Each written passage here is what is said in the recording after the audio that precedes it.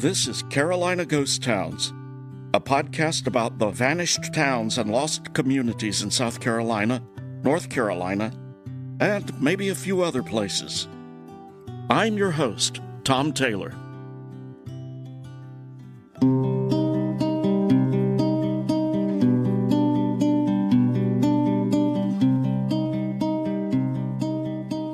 You know, it's a weird concept.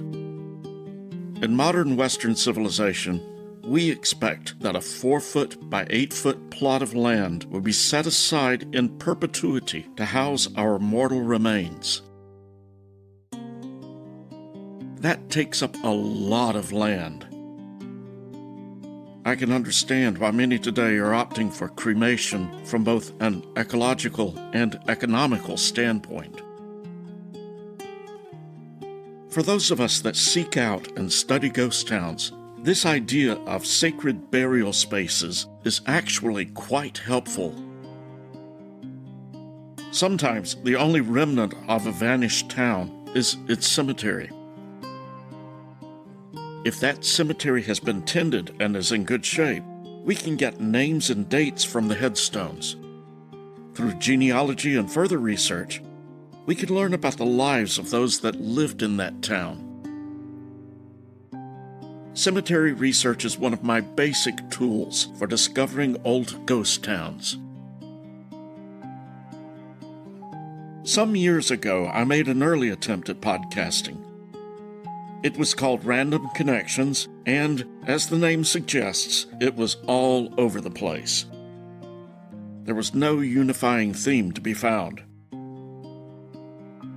One of those episodes was entitled The Stone Carvers, and it was about historic cemeteries and some of the artwork and inscriptions that could be found on the headstones. While this episode wasn't specifically about ghost towns, I thought it might be of interest here. So, from 10 years ago, here is The Stone Carvers. Random Connections.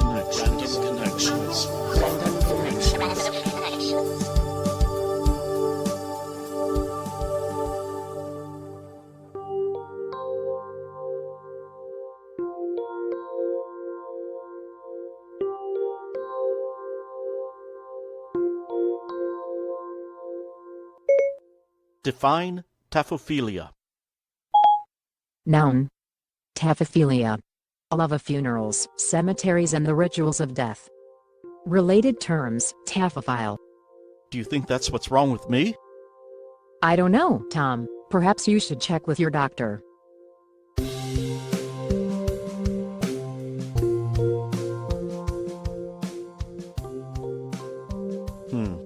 I can see it on my headstone now.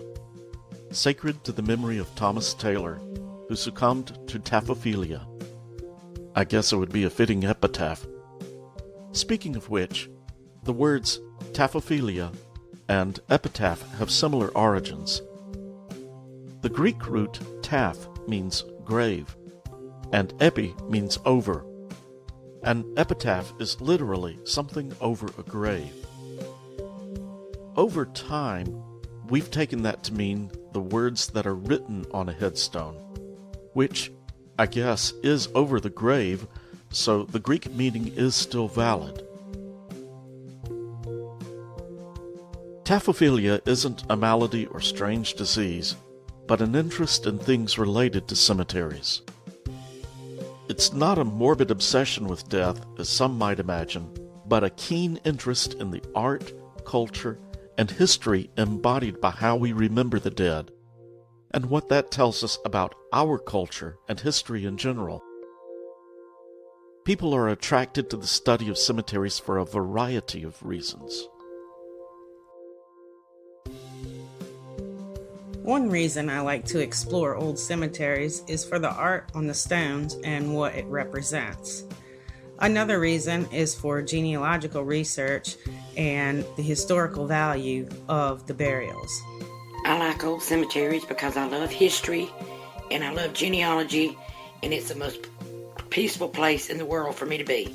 I love visiting old cemeteries because there's so much you can learn there For example, when I went to Terzo Presbyterian Cemetery in Dalzell, South Carolina, I found the grave of my great-grandmother and found out that all 6 of her children are also buried in the same graveyard.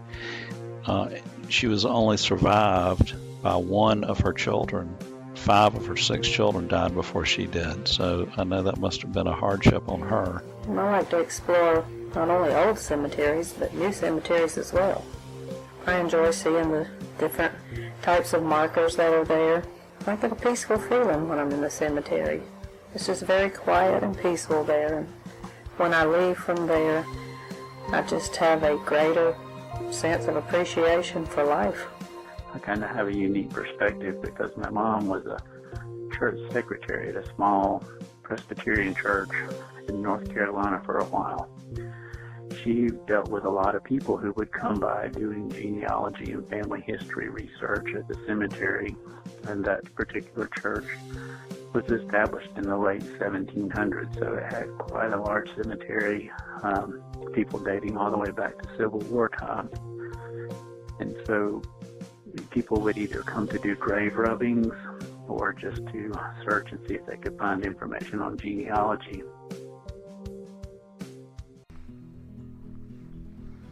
Lots of interesting old stones here. 1888 to 1974. Wow. I like the raised letters on this one, on the Kennedys here. This is interesting. Looks like a bishop on a chessboard. That's Alan Russell, fellow Taphophile, fellow adventurer, and former college roommate. For the past several years, Alan and I have been traveling all over the state photographing historic cemeteries. On this particular Saturday, we had brought our cameras to the Lower Long Cane Associate Reformed Presbyterian Church Cemetery in McCormick County. So we've just got that one signature stone so far. Yeah, no, can't read these at all. It says 18, maybe, I can't tell. But it's got the same big open font. And several field stones here.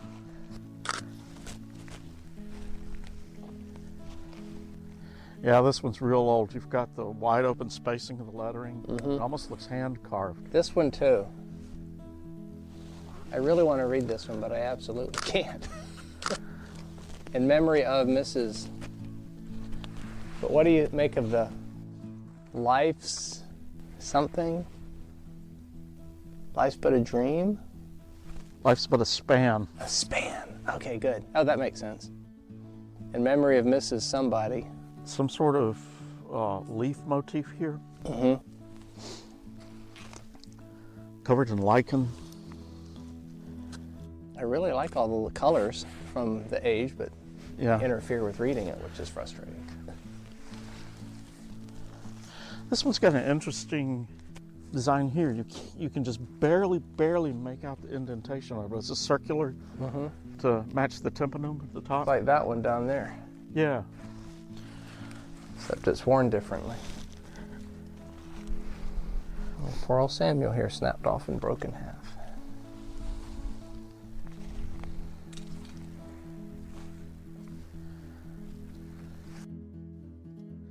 Long Cane is fairly typical for a historic cemetery in this area.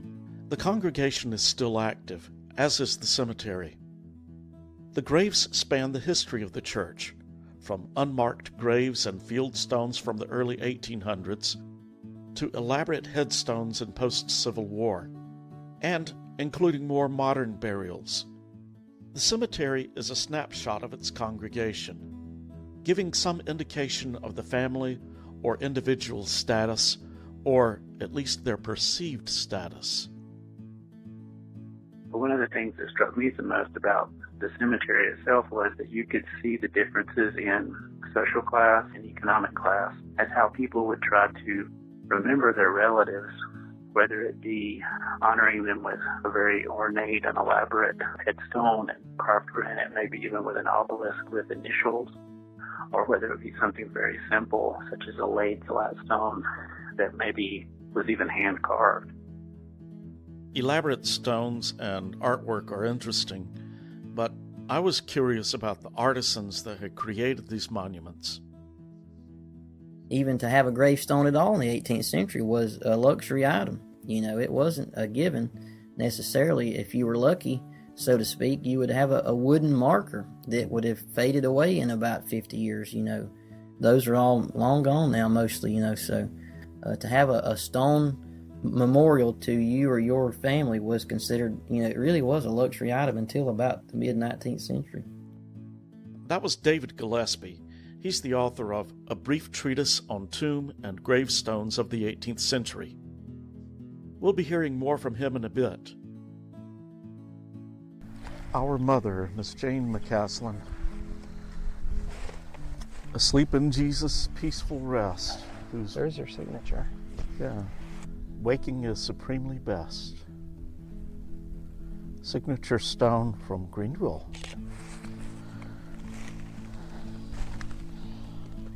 Greenwood. Okay, so signature stone from Greenwood. Do you recognize the name? Level and Camp? Gage. Level and Gage, Greenwood, South Carolina. Yeah. Maybe Level.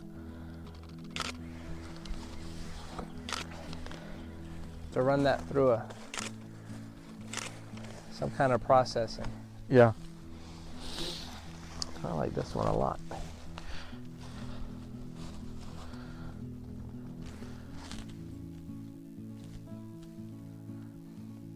I'm kind of disappointed I haven't seen any more signature stones out here. I really expected to see a lot of them. Well, you would think. These are a lot of cases, clearly people that drop money on their stones.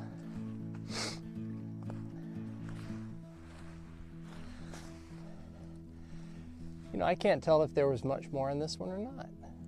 The Anne McCracken one. Yeah. Because I've seen ones that look like this that are basically blocks where they just, the whole life story, favorite scripture, and on and on. Signature stones. Those were the Easter eggs that we were really after. I made this discovery several years ago at Cedar Springs ARP Church in Greenwood County. My sister Glenda and my brother Houston had joined me for a cemetery ramble, and we were wandering through the old church's cemetery. On the tall slabs, I noticed a name carved at the bottom of the headstone, and I assumed that it had to be the stone carver. It didn't seem to have any association with the rest of the names on the inscriptions. I started to notice that the same name appeared on multiple stones. These were names such as J. Hall, Rowan White, and W.T. White. Since I now knew what to look for, I began to see these stones all over the state and on different types of monuments. Most often I'd find them on older, thin slab headstones, but I'd also see them on tablets and obelisks. In the 18th century, I think that the idea of signing a stone was probably less prevalent because the mindset was they looked down upon it because it was a mentality of almost bragging, like, look at me, I carved this stone. And so you would see less signed stones because of that. By the 19th century, that mentality had faded more, and you start to see more signatures on stones. Even with rifles and the flintlocks back in those days, they would not sign the rifles. The same reason on the bottom, some of the flintlock rifles makers up in Pennsylvania would put NRI, Jesus of Nazareth, King of the Jews, on the bottom flat of the barrel, but they wouldn't sign it. So they were just saying, I'm giving the credit to the Lord instead of to me, which I see, but it's unfortunate because I want to know who carved the stones. And for us, from a historical perspective, I want to know who they were, so... So do you think they started in the 1900s doing that because of advertising purposes? I think so, yeah. And in the 1700s, the oldest dated signed gravestone in the state of South Carolina is at the Circular Church. It's the one of William Codner that's in the book there, 1738. And it's the only stone he ever signed, ever. And it was such an ornate stone that he was obviously thankful for. I don't want to say proud, because he probably wouldn't have said that. He'd probably say he was very thankful for it. He wouldn't say he's proud, because pride comes before destruction, they would have said. So he signed the stone and shipped it to Charleston, and I'm sure that for a decade or two after that, he got much commission work from that stone, because after you enjoy all the embellishments and the beauty of what he's done, you look down and see his name, and I'm sure they would have sent off by post a letter to say, I need a stone similar for my father or mother or whatnot, you know. I also wonder if, having a stone like that was kind of like wearing an Armani suit. Yeah, it was a status symbol. It sure was. And, they could afford it in Charleston. Apart from seeing their names on stones, or recognizing their technique in the carving, not much is known about the lives of these early stone carvers. We can piece together some information, though. One family in particular dominated the trade in the early 1800s.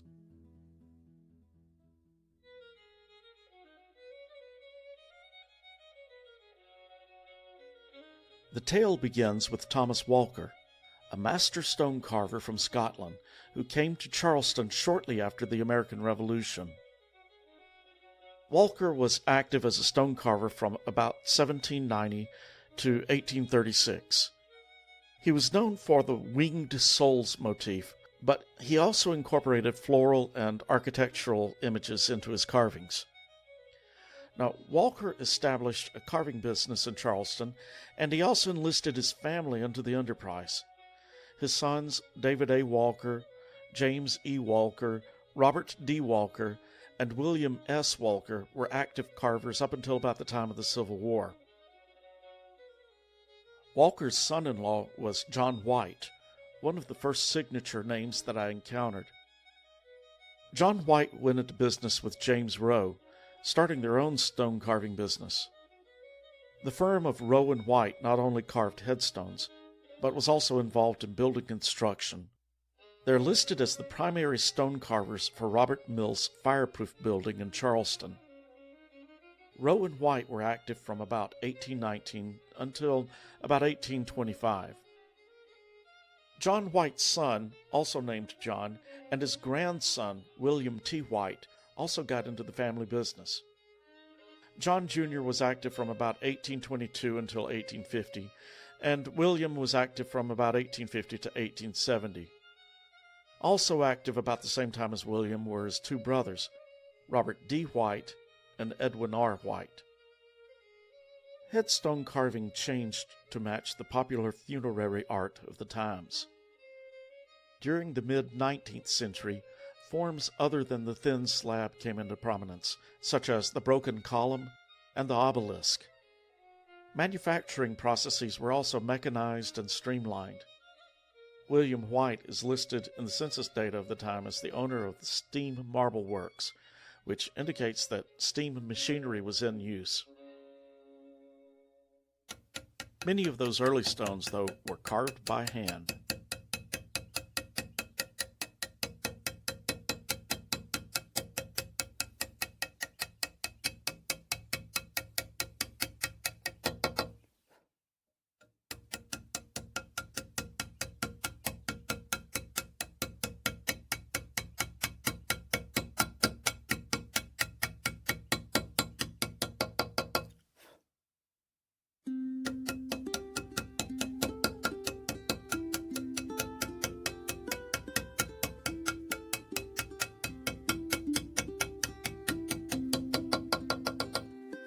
Not only is he an author, but David Gillespie is a talented stone carver himself.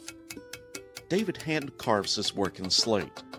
I had the opportunity to visit his workshop in Pumpkintown, South Carolina, and to speak with him.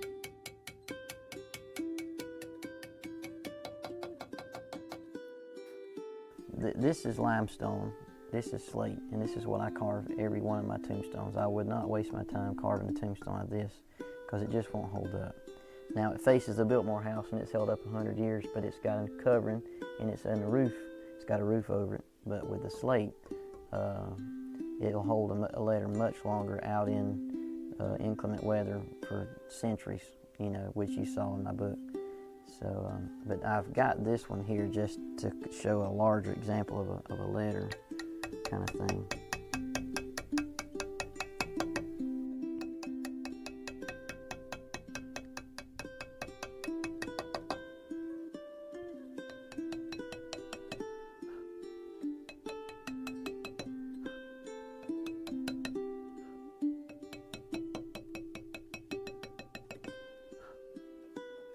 blow a good bit on the stone because it accumulates dust, and I've just gotten in the habit of clearing the dust and the chips out of the way like that.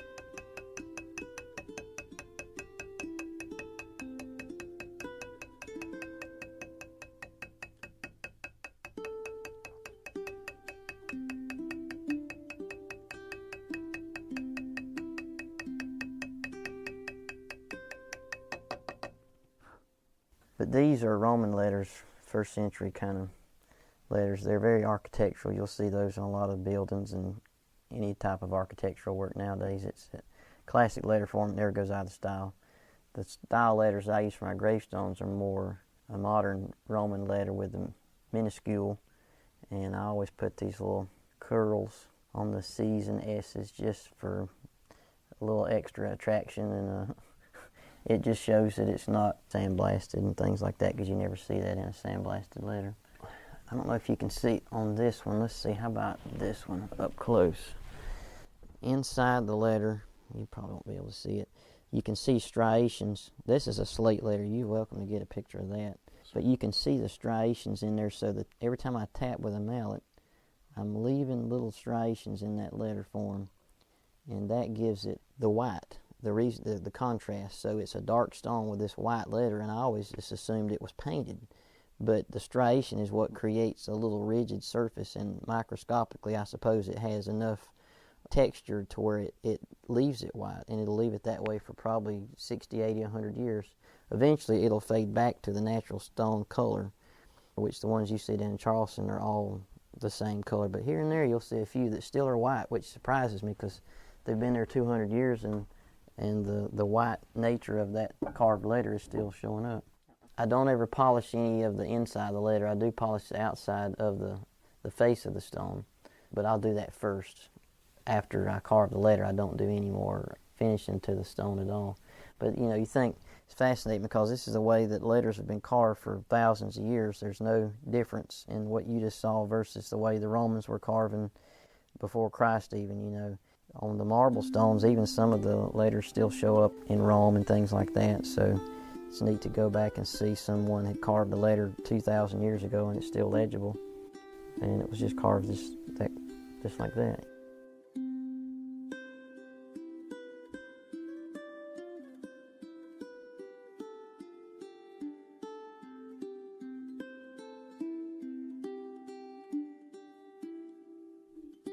It goes back to about 2002. One of my ancestors, his name was Andrew McComb, and he was a Scots-Irish immigrant, what they called then the Long Canes region. It's Abbeville now, South Carolina. And he carved what is now known as the Indian Massacre grave down in Troy.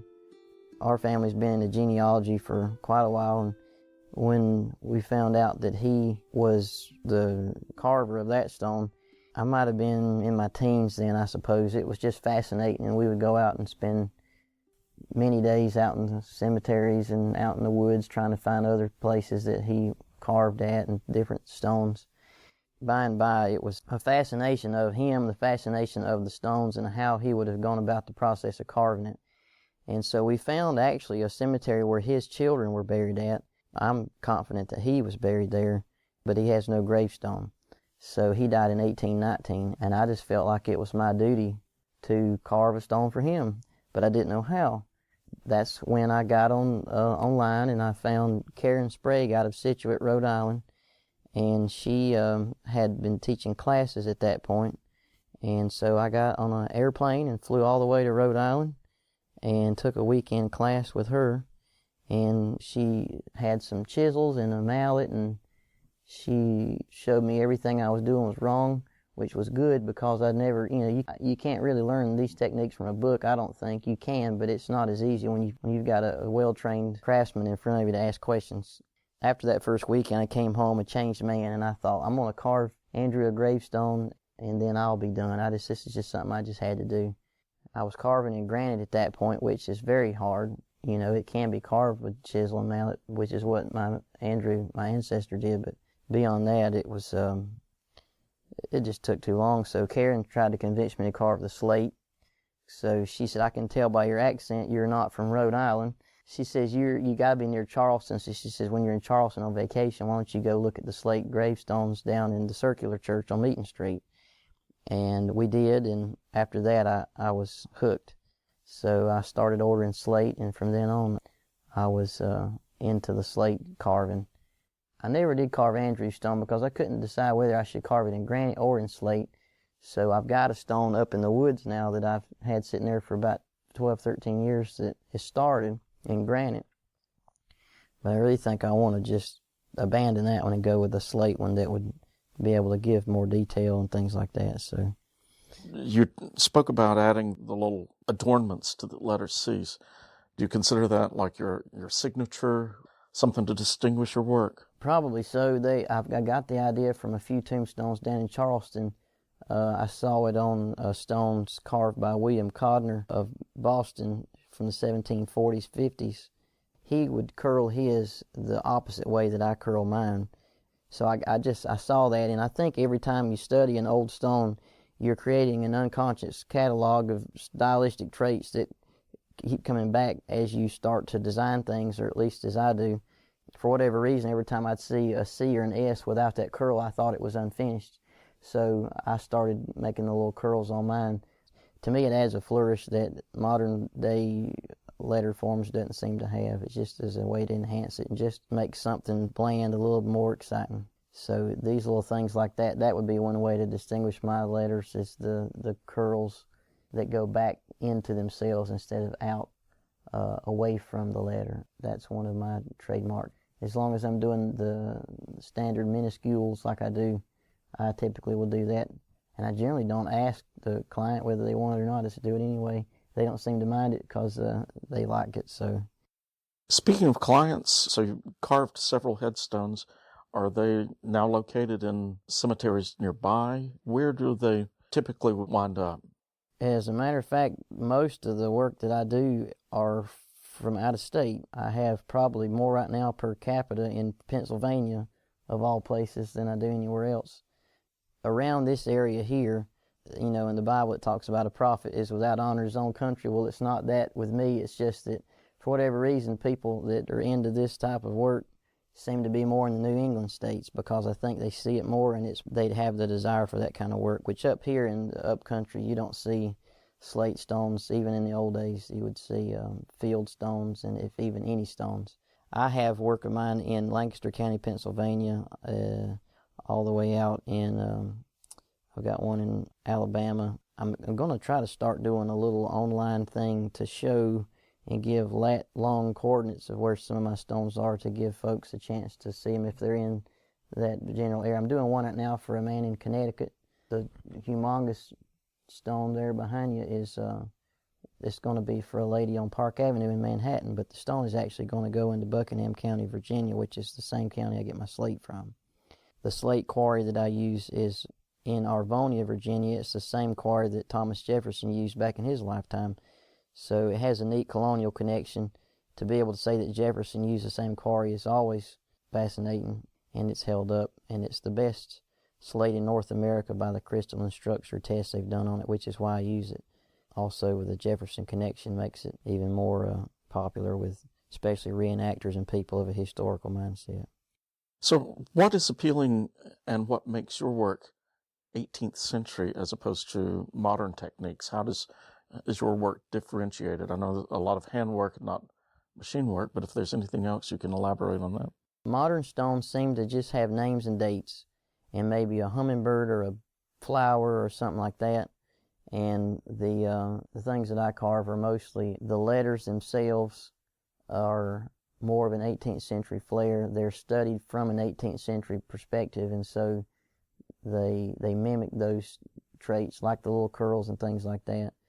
I try to lead the clients toward a more classical or historical type of stone if I can, but I want them to do what they want to do. A lot of times the client comes and they have their own preconceived notion of what they want, and it's their stone, they're the boss, so they get what they want. But I always try, if there's any doubt of whether they want this or that, I always am more than happy to lead them into something that would be more pleasing to me, but at the same time give them the autonomy to say, well, I like this and I don't like that. So my work, especially with design elements, are very much of an 18th century mindset, which modern stones seem to lack. And I think with these type of stones here, they're more information on them. They're not just names and dates. They are character traits. They're design things that reflect the person. These are human beings that I'm carving memorials for, and the stones are as unique and individual as the person themselves, and I hope that's reflected in my work. Now, do you have specific design elements that you like, say from the 18th century or any others? I know you've got the winged souls motif, but of those types of elements, are there any that you like to recommend or to try to carve? Yeah. I truly enjoy carving scrolls and fancy borders. I noticed that some of the carvers, when they were younger, they were more flamboyant, and there was a lot more style and class going on there. But as the carvers got older, studying their work in a chronological fashion, they degenerate more into a stock stone. And I don't want that to happen to me, but I can see how that could happen, because you just get overwhelmed with business, which is good. But at the same time, customers don't want to pay for the flamboyance sometimes, and they just want a basic stone that has basic information, but also that retains some of the 18th century flair. I personally like a background that is stippled.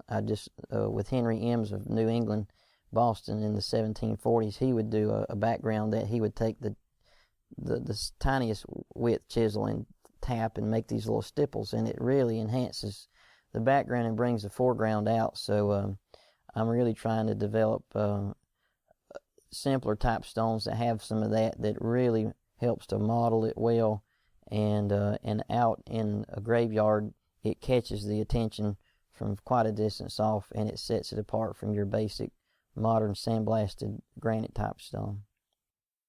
Now, you had mentioned your ancestor who carved the stone, and you mentioned a couple others. Are there any other particular stone carvers from the 18th century that you have studied or that you have interest in? Yes, my absolute favorite, my hero in the 18th century is Henry Ems of Boston, and then later on in life he moved to Providence, Rhode Island, he moved to Newport, Rhode Island, and every stone that he carved seemed to have his own flavor to it, but there was never really any stock stone that he did. He always changed the design on every one, but it had his letter forms, which is how I can identify his work. In the book, I've got a couple of chapters on him, a chapter or two. But Henry Ems is my hero, and my wife now has seen so many of his stones that when we're out in the graveyard, it doesn't matter where we're at, even she notices it, and she says, "Oh my, look, there's an Ems." And it doesn't have to be signed. We know it's his work. So never met the guy, but I feel like we know him because I know every tap mark of his, and I can look at a stone from 100 feet away and tell it's his. He's not a modern. No, he's 18th century. He was born in around 1717, I think, and died around 1763. But he was carving right up till the time he died, it looks like. So yeah, he was evidently a New England man. His father was a gravestone carver, also, and trained William Codner, who was probably in the same city at the same time of Ems, and they both were boys trained in the same shop. So their styles are similar, but I've got to where I can differentiate them now without question. You have mentioned the New England headstones. Are there any carvers from South Carolina that you are aware of or have studied in depth? The main two is my ancestor Andrew Macomb, who was a Presbyterian from the north of Ireland. He has at least 6 or 7 stones down in the 96th district, which is Abbeville County, McCormick County. His letter forms are more Scots-Irish. You see that type of letter form in Scotland in those colonial days, which is our colonial days, not for them. But he is one South Carolina carver, and the other one would be Thomas Walker, who was also a man from Scotland that came into Charleston, and he carved from about 1793 up to when he died in 1838. He predominantly carved in marble, but his stones that he carved in slate are testimonies to great craftsmanship. Even though both of the men were born in Ireland, Scotland, I consider them South Carolina carvers because they lived and died here, cast their lot here upon South Carolina soil, so to speak. I'm familiar with Walker, but I'll have to look up more on McCombs. Basically started that dynasty in Charleston. The Whites were his son-in-law's sons. Yeah. David, I certainly appreciate your taking the time to do this. This is great. To be able to carve a letter that's even legible is exciting, but as I get farther along in the carving process years after I started, it's exciting now to start seeing my letters actually look like I wanted them to look. It took 13 years to get there, and I just praise the Lord for that ability because, like I said before, my handwriting is atrocious and it's insulting to anybody with any intelligence, but to be able to take somebody whose handwriting is pitiful, to be able to carve a letter is a lot of fun, and I just am very thankful to the Lord for the opportunity and the ability to do that, because otherwise I couldn't be able to handle it, I don't think.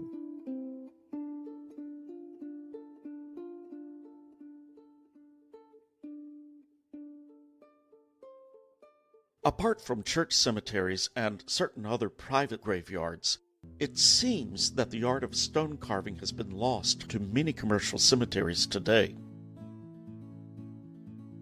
My job title is Family Service Counselor and Pre-Planning Specialist. That's Keith Dover, a good friend and another fellow Taphophile. Keith works at a local cemetery and explained why so many newer cemeteries appear so uniform. My particular cemetery and many perpetual care cemeteries out there, you will see flat markers. And the reason for that is it cuts down on maintenance issues. I mean, with the advent of the riding lawnmower, big markers, upright granite markers, kind of hard to drive through those.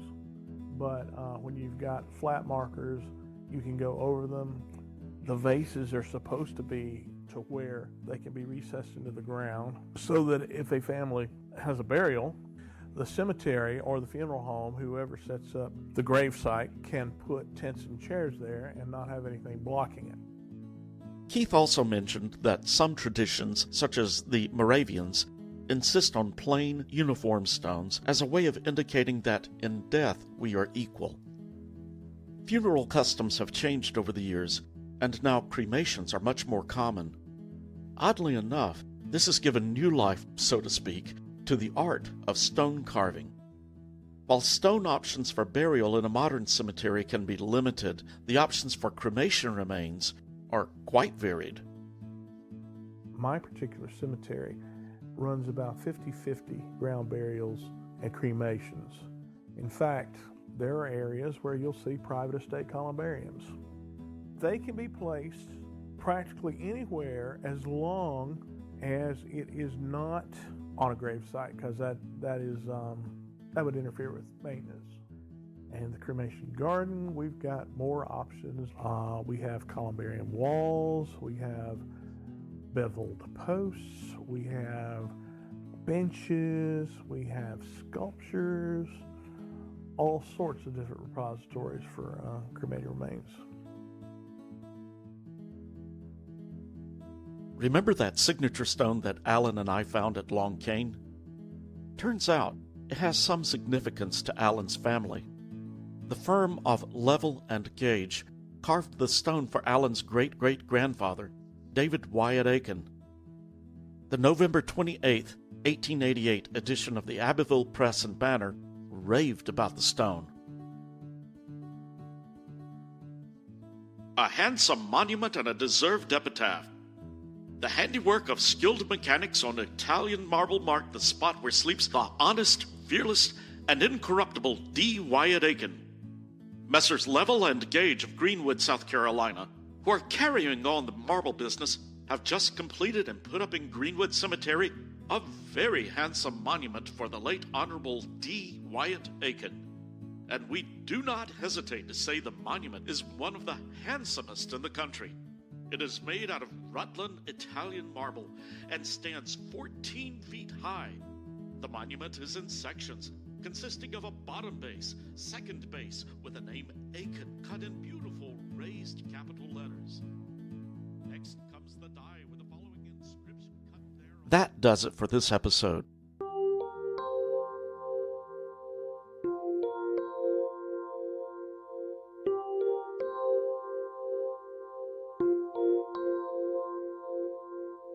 next time you are in a historic cemetery, take a look at the lower right corner of a headstone. Chances are you'll be able to see the name of the artist that carved that stone. My thanks today to Alan Russell, Keith Dover, and all who contributed audio clips via the website. My special thanks to David Gillespie for taking time from his busy schedule to speak with me. The fiddle tunes heard earlier were by Gerald Franklin Archer, and the ukulele tunes were by Ken Middleton. These are used under a Creative Commons 3.0 license. All other music was composed and performed by yours truly. Siri is a licensed Apple product and can't really respond as she did in the opening comments without a bit of technical jiggery-pokery.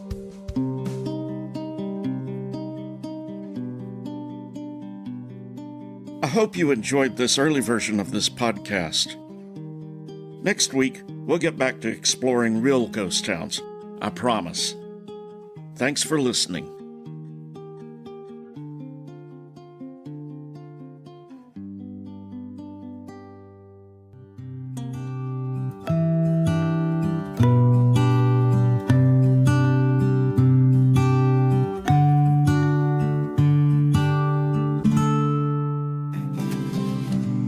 In this southern ghost town, we found a story untold.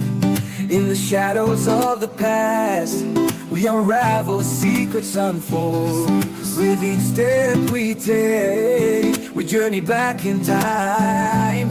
In this southern ghost town, we leave our footprints behind. Thanks for listening. The opening music was composed by Lex FM with additional music from Pixabay.